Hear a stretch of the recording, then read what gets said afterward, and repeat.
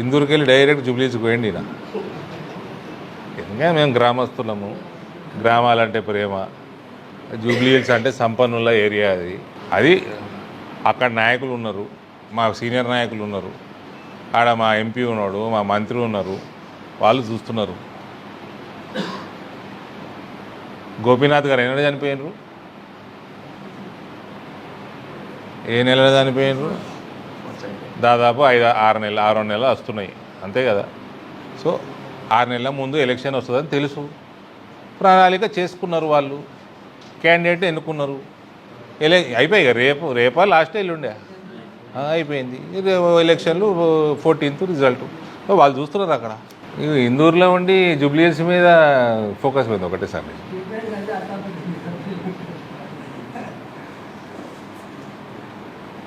So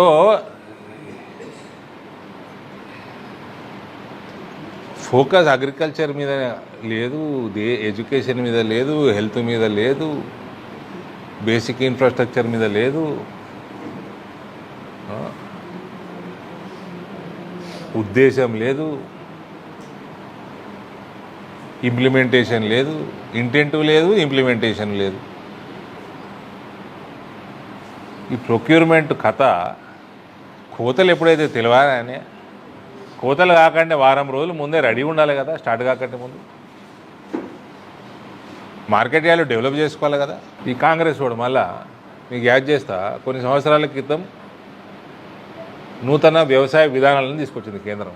ఈ కాంగ్రెస్ వాడు దాన్ని కూడా వ్యతిరేకం చేసి, వీడు ప్రొక్యూర్ చేయడు, కేంద్రం ఏమన్నా ఎవరైనా తీసుకొచ్చి ప్రొక్యూర్ చేపిస్తా టైంలీ అంటే అది చేయనీయదు. ఈ కాంగ్రెస్ పార్టీ పరిస్థితి ఇది. మళ్ళా ఈ కొడుకులు వీళ్ళు టీఆర్ఎస్ కొడుకులు ఆనాడు నల్ల చట్టాలు. నువ్వేం బీకినావు రాబోయ్?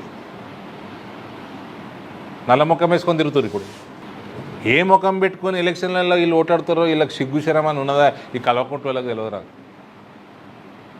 జూబ్లీ హిల్స్లో డ్రగ్స్ తప్ప ఏం పెంచలే వీళ్ళు. ముస్లింల వాటి కోసం ఒక టోపీ పెడతాడు, వాడు అదేంది బొందలు కట్టిస్తాడు. అరే బతుకున్న ముస్లింకి ఏం చేస్తారో పోయి చెప్పంటే చచ్చిపోయినాక బొందలు కట్టిస్తాడు. నువ్వు 10 ఏళ్ళు గవర్నమెంట్లో ఉన్నావు కదా, ఎందుకు ఇవ్వలేదు రా పోయి? మరి ఇప్పుడు దాన్ని ఇష్యూ చేసుడు, ఫీ రీఎంబర్స్మెంట్ లేకపోతే ప్రైవేట్ కాలేజీలన్నీ బంద్ చేస్తాయట. ఆల్రెడీ బంద్ ఉన్నాయి. నర్సింగ్ కాలేజ్ వాళ్ళు ఏదో ఆ కాలేజీలు కూడా ఈ మధ్య తెరటం చేస్తున్నారు. అన్ని కాలేజీలు ఇక బంద్. ఇక విద్యా వ్యవస్థ కూడా బందే. వ్యవసాయం విద్య అని బంద్ చేసుకొని ఏం చేద్దాం? సోమాలియా చేస్తారు ఏంది తెలంగాణని? 20 లక్షల మంది విద్యార్థుల భవిష్యత్తు క్వశ్చన్ మార్కు. మళ్ళీ ఈ సిగ్గులేని వాళ్ళు పోయి జూబ్లీ హిల్స్లో పోయి ఎలక్షన్ అయింది ఓటు అడుగుతాం. ఈ రేవంత్ రెడ్డి ఒక్కడనే టార్గెట్ చేస్తామా? అది కూడా తప్పే. రేవంత్ రెడ్డికి సిప్ప ఇచ్చిపోయిండు. సిప్ప మొత్తం అయ్యా, కొడుకు, అల్లుడు, కోడలు, ఆడు ఇంకోడు వాడు సంతోషరావు. ఆడు ఏమవుతాడేమో వానికన్నా తెలుసు ఆడేమవుతాడో కేసీఆర్. ఈ అందరూ ఆ చెట్ల పైసలు కూడా మిగిలే హరితారం గిరితారం అనుకుంటా, అందులో కూడా కోట్ల రూపాయలు వేసుకపోయారు. గొర్రెలను కూడా ఇచ్చిపెట్టాయి. ఈ పోలీస్ పట్టేలు వచ్చేమని చేస్తారంటే బాబాజీ కట్టులు చూపిస్తున్నాడు. అది కేంద్రము ఒక స్కీమ్ తెచ్చింది. వాళ్ళ ఆలోచనలు చూడండి.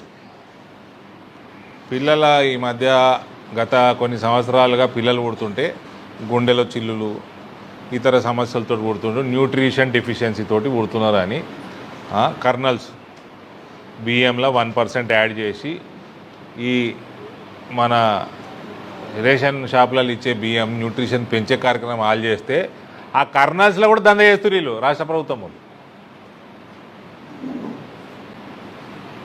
అందులో కూడా దంద.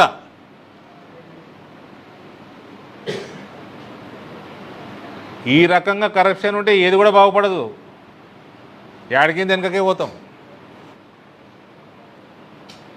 ఆయననేమో పెద్ద మనిషి మోడీ చిన్నపిల్లలు పుడితే గుండెలో చిల్లులతో పుడుతున్నారు అని ఆ రకంగా ఆలోచన చేసి ఆయన ప్రణాళిక చేసుకొని ఓ పాలసీ తీసుకొచ్చి ఆయన తెచ్చి 4 ఏళ్ళు అయిపోయింది. దాంట్లో కూడా బిజినెస్లే చేస్తారు వీళ్ళు.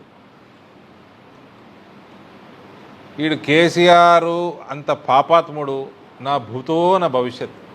ఆ కుటుంబాన్ని చేసిన పాపానికి రేవంత్ ఎటువంటి చర్యలు తీసుకోకపోవడం రేవంత్ చేస్తున్న అతిపెద్ద పాపం చుట్టుకుంటుంది వీళ్ళకి. అని నేను ఏదో మాట్లాడుతున్నాడు, Congress is Muslim, Muslim is Congress అట.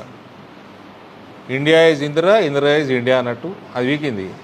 Congress is Muslim, Muslim is Congress.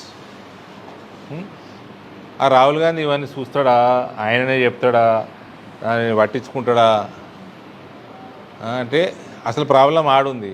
అంగేసుకున్నావు కదా బ్రదర్, నువ్వు అంగేసుకున్నావు కదా, మీద గుండి ఉల్టా పెట్టినావు అనుకో, తప్పు పెట్టినావు అనుకో, ఏమైతే గుండెలన్నీ ఇలా మీద గుండి రాహుల్ గాంధీ చక్కగా లేడు. మీద గుండి చక్కగా పెడితే అన్నీ చక్కగానే ఉంటాయి కదా, ఇలా మీద గుండి చక్కగా లేదు, అది బాధ ఇల్లది. ఆ రాహుల్ గాంధీ అనేటోడు చక్కగా కొట్టి చక్కగానే ఉండు ఏడుపు. ఇంకేమైనా ఉందా?